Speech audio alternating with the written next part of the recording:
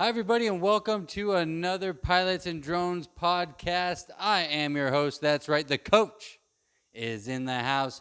And today we're going to be talking about some of the legal parameters when dealing with drones.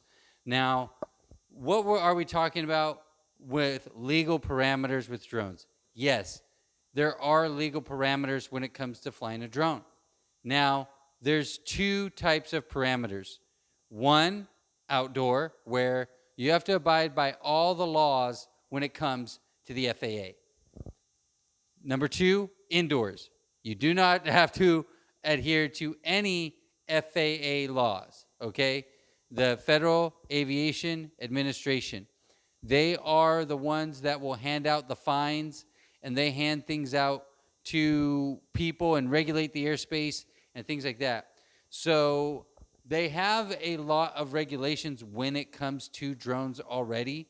They had them prior to when they developed a drone license, a Part 107 it's called, in 2016. Before that, you had to get a Section 333, and you had to have a private pilot's license. So there's all this legal framework around drones. You really just can't pick one up and just go start flying. You can, but you could end up getting in trouble. It might not even be your fault. So number one, what you should do is, if you do buy a drone, is A, go to thedronechamps.com and email us or get a flight lesson. Check it out. Get your drone license through us. Also, two, you're going to want to check the FAA website, which is faa.gov/UAS. They also have the drone zone, which is available for you to ask questions at. There is two sides to drones. There's the commercial side, and then there's also the recreational side. If you're flying recreationally, you're under the 4.4. If you're flying commercially, you're under Part 107. So what does that mean? It means the intent of your flight. If you go out and you're going to go take some pictures of some dolphins down at the beach because you like dolphins, that's great. No problem. But if you plan on taking the pictures of the dolphins to put up in your art gallery, then you have to get a Part 107. Or if you're going to hire someone else to do that, they have to have a Part 107, or someone in the operation has to have a Part 107 as well. So within this framework, there's all these layers as well. You have local, you have state, and you have federal. So if you want to go fly your drone down at the park, first you're going to have to check your local laws. If drones are allowed to be even flown inside the park. Number two, you're going to have to check your state laws if you're going to be able to fly the drone inside the park. And you'll have to check your federal laws if you're allowed to fly your drone inside the park. So, for example, if you're in Southern California, where I'm located, you go down to Huntington Beach. It has 10 miles of beach. But there are sections of the beach that are city-owned, and there are sections of the beach that are state-owned. And the city side allows you to fly drones there. But the state side does not allow you to fly drones there. Now, it's an invisible line. You don't even know you're really going to cross it, but it's there. And there are legal parameters and consequences if you do end up crossing that line. So the legal parameters of this is, there are things like the Department of Defense that have flight restrictions like TFRs, no-fly zones, things like that, where there might be presidential VIP movements or something like that. They also have TFRs over baseball games, football games, things like that, where you can't fly your drone for a temporary period of time. Unless you fly near Disneyland or Disney World, those have permanent TFRs, and that's just because Disneyland gets whatever they want, and no one's going to fight that. And it's the way it goes. And laws can only be made through Congress. The FAA actually doesn't make laws. They only really enforce them, and they only administer them. So it's not really a situation where the FAA is like the police and they're going to come down and get you right away.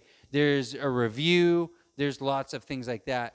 when it comes to aviation, and especially when it comes to drones and aviation. You know, a lot of these regulations and laws, again, they're all layered and they're there for everybody's safety, right? Again, you want to make sure that you're flying in the correct area. You don't want to you don't want to disturb anybody. You don't want to disturb any wildlife. That's another big one too that will only give us more regulations. Again, we got a national security collaborative effort. You know, drones is the number one situation where people are scared of them, right? They're these possible nefarious machines out there that people can do bad with, but they can also do a lot of good with them. And again, it has to be regulated as it goes, right? As we all evolve in this situation, the regulations, the rules, they will evolve with us. So the most pressuring issues right now is unauthorized drones flying in authorized or unauthorized areas, right? We don't want drones flying around nuclear sites. We don't want drones flying around critical infrastructure and things like that. So again, you got to make sure that when you fly, you must take hold of this legal framework. And of course, we want to make sure that nobody's doing any espionage, surveillance. That's a big one, surveillance, right? So you want to make sure that you're not following anybody with your drone, you're not viewing anybody with your drone. That can be deemed in a way as surveillance, where you're capturing a single subject and you're following them constantly.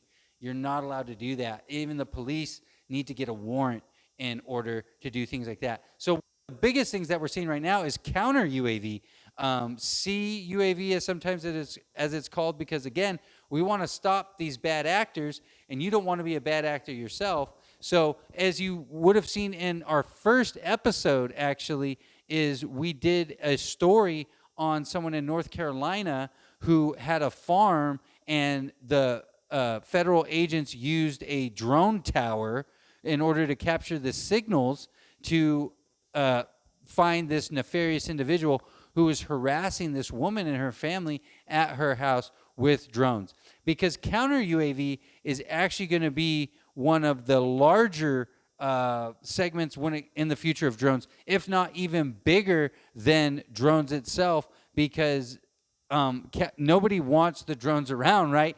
If you don't want them around. If you're sitting at the beach, you don't want 100 drones flying around you. Everyone else is trying to take a picture, right? But you're just trying to sit there and really like the beach. So again, counter UAV is going to be a huge situation when it comes forward. Now, regulations in public interest, especially when it comes to proactive federal measures, that situation is kind of the first time we've ever really seen this when it comes to federal regulations. Usually the government is reactive, right? They're not proactive. They wait till something happens and then they make a rule about it, especially when it comes to aviation. We unfortunately, what they say sometimes is the FAA regulations are written in plane fuel, right? Because the crashes, once it crashes, then they make a rule.